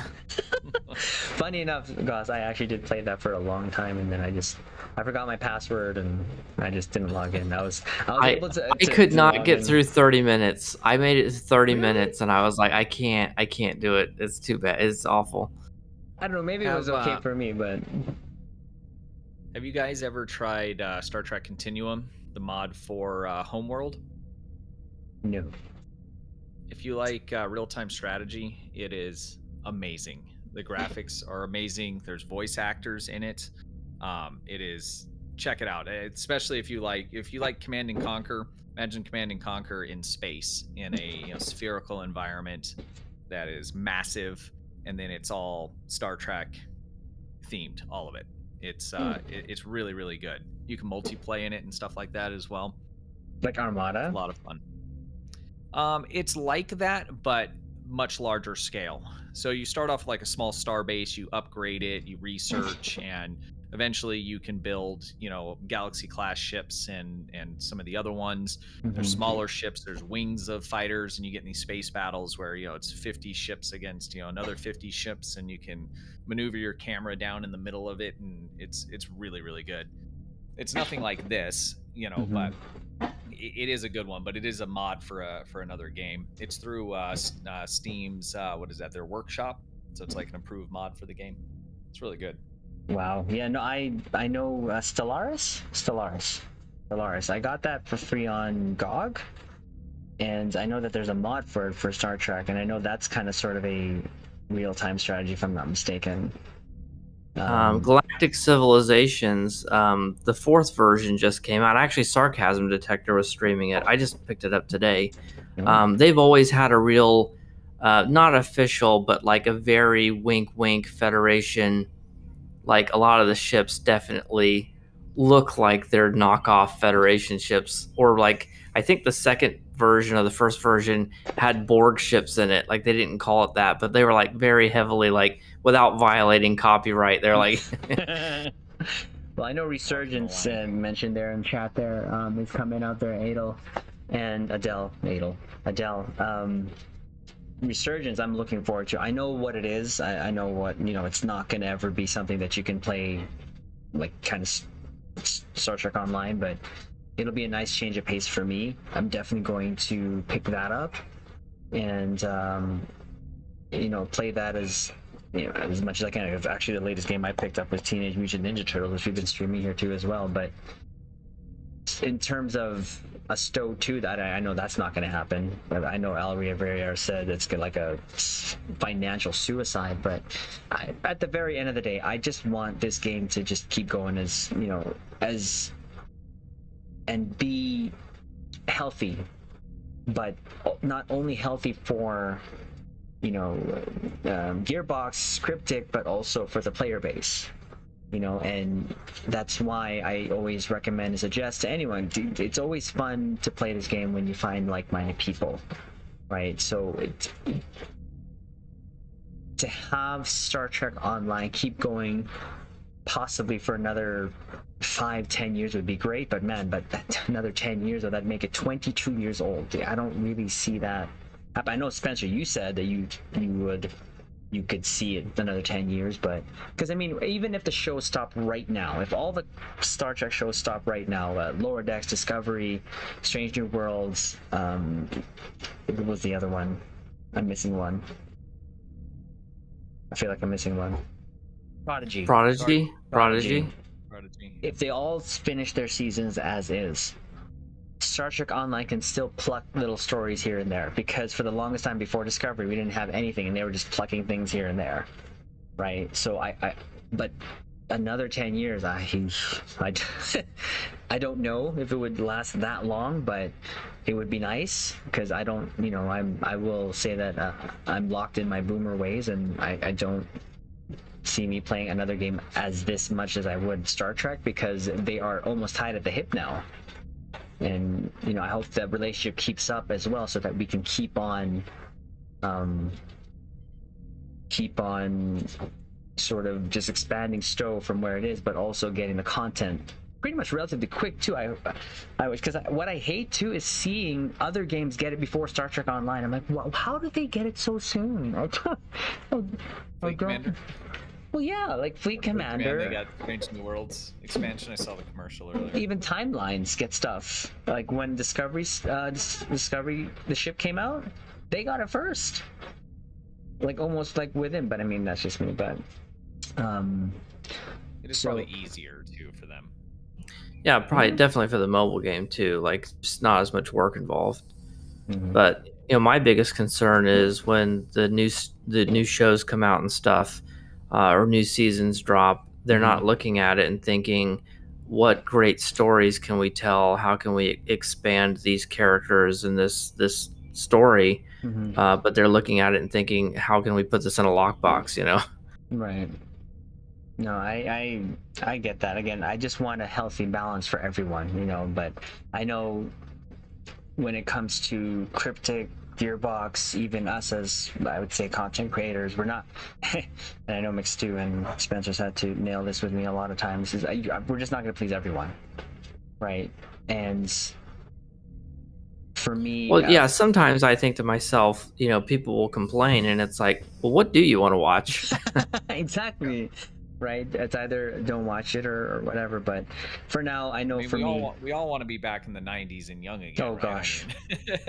Well, I think that's why I've taken so much to Teenage Mutant Ninja Turtle. That brought me back to and Strange New Worlds. It's just taken me back to that happy place when I was a kid, and if they can just kind of keep that, and again, I'm not going to say STO is perfect. It's not, but I've just sort of, for the way that I've played, been able to work around it, right? But the way I play, well, I need, I don't necessarily need the servers lag free.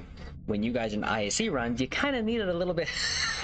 You need it lag free to get a good record here and there. But so the last thing I'm gonna just do here is just get any final thoughts from Gauss, McStud, and Spencer before, because I know it's pretty late for Gauss there. I'm so sorry, but I appreciate you coming. I really do. But any last thoughts, things you want to say, anything you want to promote, please do so.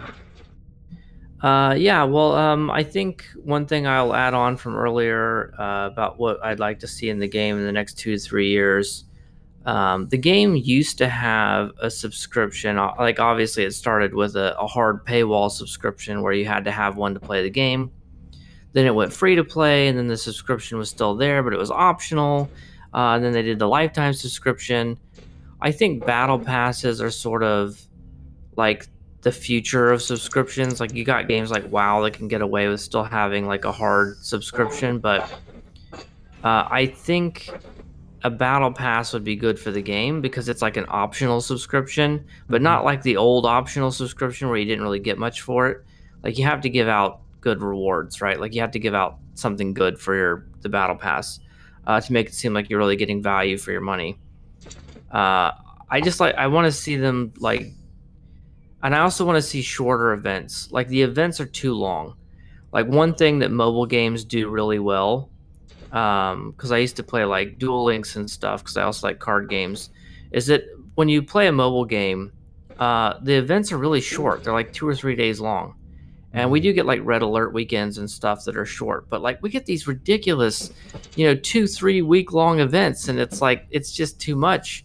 I'd rather, if they're going to do events all the time, which I think is fine because it gives you something to do when you log in, just make them shorter, And I don't know how they do the reward scaling for that, but if there was just make the events 3 or 4 days long, not 3 or 4 weeks. In terms of like anything I'd want to promote or anything like that, I guess I don't have anything that way, so I'll let the others talk. But thanks for having me on. Appreciate it, and it was a good time. We should do it again. Definitely. No, I don't think this is going to be a one-time deal for sure. So if you need to go, again, I know it's pretty late. I don't want to keep you here, but I know it's late for you.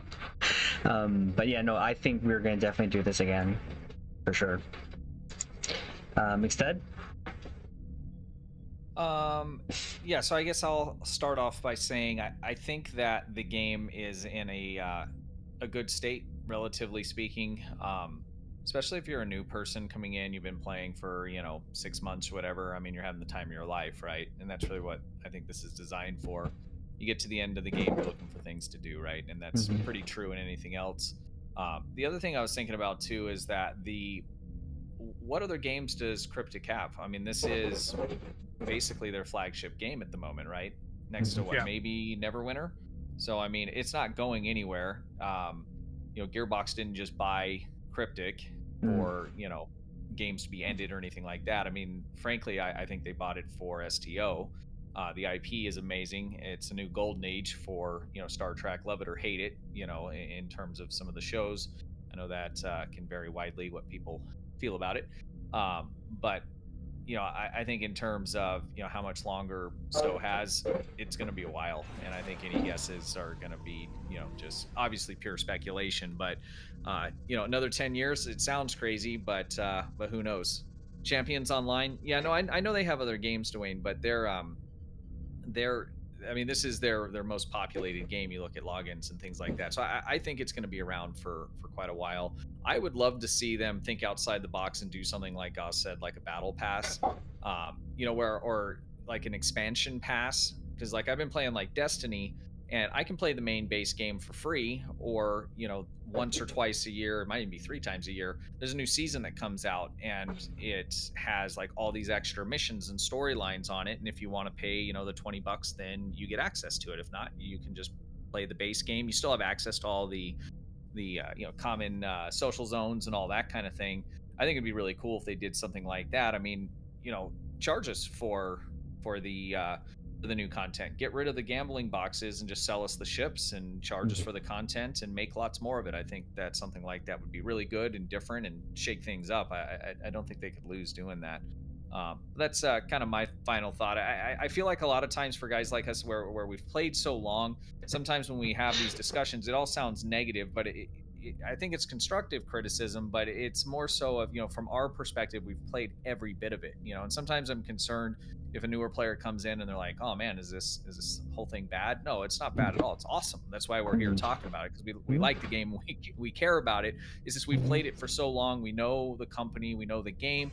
And so we have all these ideas of how it could be better, right? And that's going to be true in anything that involves, long-term involvement, be it games or, work, right? Everyone knows how their boss could do things better, and that kind of thing. But I think we're in a good place. I'd love to see a lot of things change. I have hopes that it will. I don't want to be pessimistic and be like, well, it's not gonna. But if you look at the past 6 years, I don't know that they have any kind of reason to make any kind of major changes. So we'll just have to wait and see.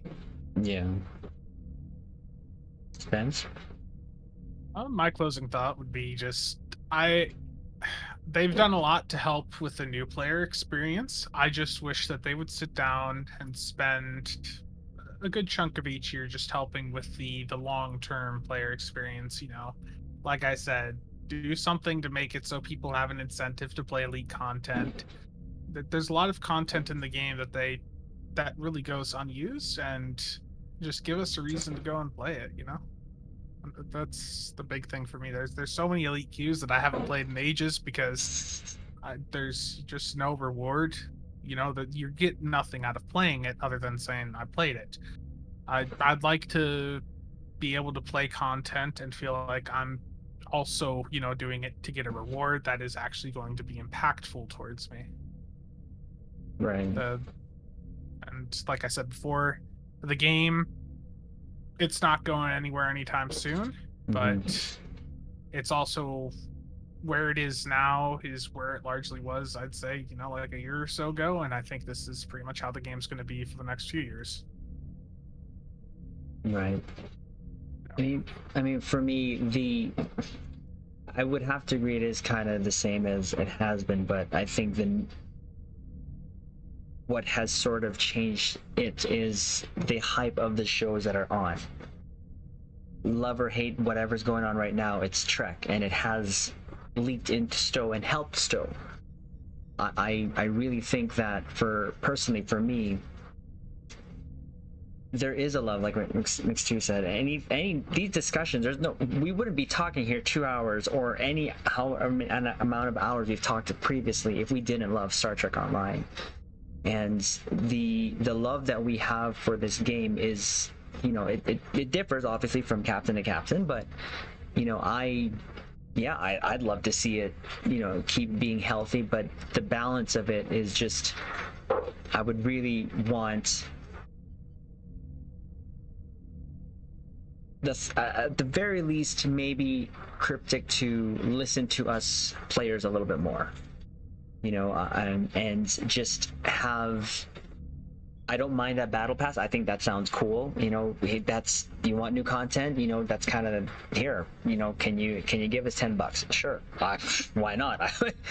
I think I'm locked in here for a good while. We've all invested not only resources in real life sometimes, but also just a lot of time in this game. And this is something that we want to see keep going, because who knows what's going to come down the pipe in terms of Star Trek, because this is part of Star Trek, and this is one of the reasons why I absolutely love Star Trek Online.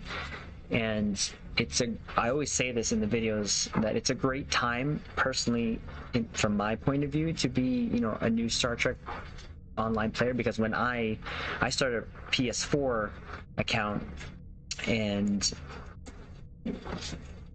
I'm doing fine there, really, and I'll have a promo ship in like by the end of the probably next year, I guess, because the way that we're only on our we've only done one event campaign on console. Here we're on our third one, Wow, but really? yeah, it's the Borg Resurgence. That's the only, so maybe pair up us a little bit more with PC so that we're the the console players aren't waiting as long. So I'd like to see that, but apparently there's a different process when it comes to the Q or whatever, QA and all that stuff. But again, Can I say one last thing? Of course, yes, please. Oh, I'm sorry. No, go ahead. I just wanted to reiterate what Gauss said about the duration of the events. Mhm. If we could have, like, if I could wave my wand in anything, it would be that it's bad. It's so bad, especially if you have a free-to-play account. I have to do some TFOs over the course of 20 days 40 times, and I won't play them again until they make me on the next one. It is extreme. Sorry, I didn't mean to. No. I think that's actually a good point, because I'm doing the same thing. You're doing it on PC. I'm just doing it on PC and console. Yeah, I'm, sort of just going back and forth. Now, again, there is a lot to take in when it comes to Cryptic changing things, but I think if they can make it even more player friendly. But if I'm not mistaken, I've been told that Star Trek Online is pretty player friendly in terms of and generous. We don't necessarily need, again, everything that comes out, right? That is the new hotness, really. So I guess, again, when it comes to this, captains, we're going to do our very best to always be positive on our end, personally, because this is, for me, a mental safe space and has given me a great opportunity to meet a lot of captains here, especially the ones that I'm here in voice chat, because really, Master Dude, of course you would. And I hope that this game does have a lot longer life in it, and that they just find the good balance. But captains, we're gonna call it there, and I again would like to first and foremost thank you to the captains that are here with me in voice chat, who are Gauss, McStud, and Spencer. I really am appreciative of your time. This is not the last time we'll do this, I think.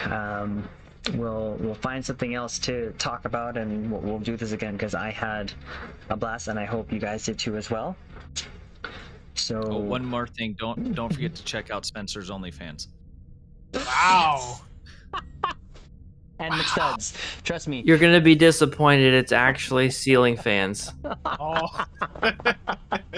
Wow. All right. And captains, if you Xerxes. Oh no. Okay. Okay. Since we're going there for just this little last bit here, if anyone gives me 100 gifted subs, I have a picture for you from McStud. No, I'm just kidding. I'm kidding. McStud, no, Only 100, you say? I'm kidding. For 100, I'd let you do it. No. There's 3 of us. So it would only be 33 each, I think. Again, thank you. You're more than welcome to stay, Gauss, McStud, Spencer. I am just gonna go end the stream off here, kind of catch up with chat, say hello to the ones that I haven't.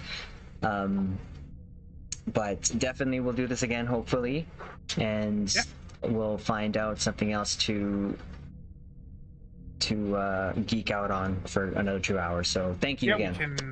We can thank you so vote much for your DPS record. Yeah, you can stop Thank that you, right Trist. now. Have a good night. No, you too. Yeah. Thank you. All right, I'm off to bed, guys. Take care. Thank you so much. Gauss, See you guys. Spencer. Bye. Tris, Yes. I just wanted to say thank you, and once again, congrats on the 1.78. Basically 1.8. Yeah, it's basically 1.8. Just If we want to round it up even further, we could just call him Mr. 2 Mil. hey, captains, I love you. Bye. Good night. Bye.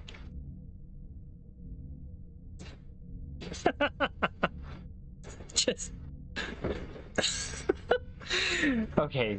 No, I really do I appreciate that, and I thought that was fun. I'm gonna just catch up here quickly before we head off. I know, Dove, you were there. There's a bunch of stuff that I missed. I apologize. Adion, hello. How are you? To all my captains, hello. Captain on the bridge. Of course, not only here on the Twitch bridge, but also the YouTube bridge. Thank you very much for Captain on the stopping bridge. by. I appreciate it. Again, captains, do me a favor. Subscribe to McStud, Spencer, Gauss, Casual SAB, of course, and hit the like on this stream, comment below, subscribe to the YouTube channel here, but look forward to more of these type of things. I really am having fun with doing these type of things, and I do enjoy just talking about stuff. Mind you, it's nothing different than what we've done, okay? Nothing really too different, but in this type of format, I think a lot more comes out in terms of perspective, especially from those of us, like McStud said, that we've been playing this game so long, and we have just sort of a different perspective, and that's 4 different perspectives. And even though you see 2 of them are on what you call the B team, they also have different perspectives. But this got weird quick. I know, I'm so sorry. I really am. One more thing. Oh, Dwayne, what's that? Please give Triz a Twitch follow. Oh, well, thank you. Appreciate that, Dwayne. Yeah, we're gonna call it there, caps. Again, I appreciate those who came on to check this out on both bridges. Again, I'm so thankful. Bell, hello, how are you? Space Boy, hi. We were just doing some sort of, so what I'm going to do is clip it somewhere before this part and just upload that to the YouTube channel, so that those who couldn't kind of be a part of that conversation will be able to listen to that. Afo, hello, how are you? Ben, sorry I saw you there earlier. Zelda, hello, how are you? And Nazuna VTuber,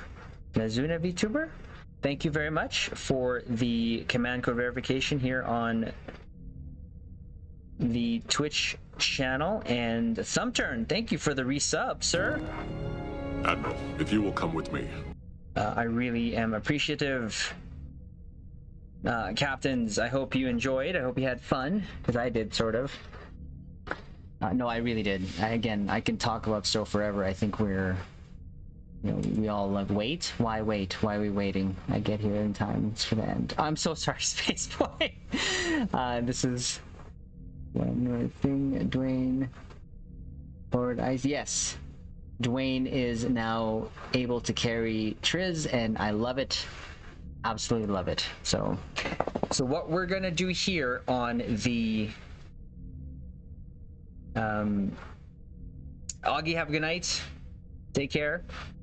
Captains, we'll go raid someone here. We'll pass on the STO love so that we don't to someone. CC game. It's nice to see a CC for a game I like. I wouldn't know where to learn otherwise. So Aaron, thank you again for the sub there on YouTube. I appreciate it, Dwayne. I thank you very much. Do you know who Gauss channel? So tell you what, let me link these channels here on both so that you know. Captains, I will link it here quickly. I should have probably put in the description there earlier, but I didn't.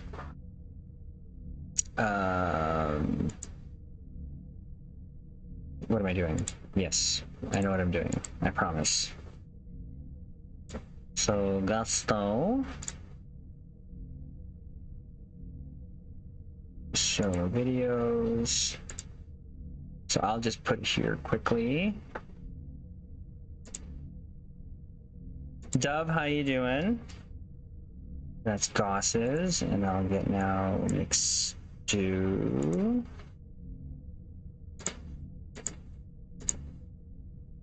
copy. Then I will get, of course, Mr. Eastbainsor. Put that in chat. And just in case, I'll also throw in the YouTube bridge here, in case for those who are on the tweets breeds. In case, because we also try to throw it in our 2 ECs there. I will copy and paste that to both. So there it is. That's 4 links, I promise. And on the YouTube's bridge, we'll put this here. It's kind of a mess there, but it should kind of all work out, I think. No? Did that not work out? That didn't work out. That's weird. What? Oh, it's weird. I kinda... Here, hold on. One more time. I can do this. I guess I have to do it differently for the YouTubes. For the YouTube bridge, I have to do it differently. So we'll do that again. Not sure when, captains, but we'll definitely make sure that we do that when there's maybe a subject, something that we want to all talk about. So that's Gauss's. Here is the mixed mapping. It's the mixed mapping. It's the mixed mapping. And of course, here is the casual SAB. There you go. There you go. That worked out a lot better. Although it was weird. Triz, El Kamada. How are you? Captain on the bridge. And again, captains, I really do appreciate you captains stopping by here. Like I said, we're gonna do a raid here on Twitch to someone who is on doing their STO thing. Let's see who we can pass the love to. Someone possibly we haven't done yet. Yes, there you go. Looks like a new player. Why not pass on the STO community love? Because that's how I've met a lot of you captains. And I appreciate it. But again, we're going to call it here. Oh, yes, sure. Augie's. We can do that too as well. If you don't know who Augie is yet, there you go. That's Augie's channel. Of course, the other prominent CC, I am just but a lonely nerd truck that just loves to talk a lot. So, captains, again, thank you so much. We'll be back. You just got here, sub? I'm so sorry. I am so sorry. Tonight's was more of a another kind of a stowcast, but again, I appreciate all the raids. Thank you so much, Master Dude. Resub, thank you for Thumb Turn. Angel for the raid there earlier. Goofball for the bits. I love you all. Take care. We're gonna leave it on this note. Live long and prosper.